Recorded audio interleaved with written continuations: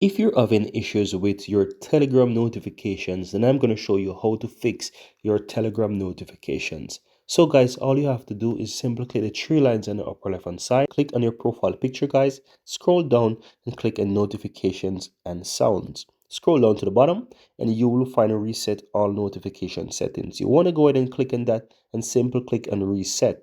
Once you reset this notification, it's going to reset all of these to its default states.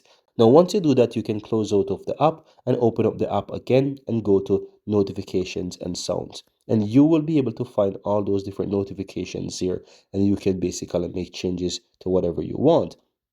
Alternatively, you can go ahead and go to your settings on your phone, and then you want to scroll down and look for apps.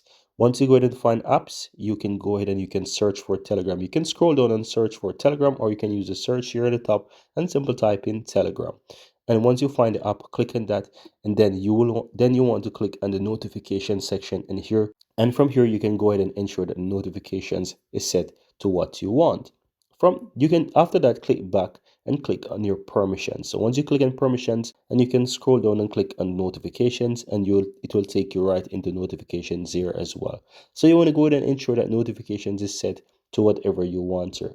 But in order to manage the full notifications, as I said, you can find that within the applications by simply click the three lines on the upper left hand side, click your profile picture, scroll down, go to notifications and sound, and you can make whatever changes you want to notifications from Telegram.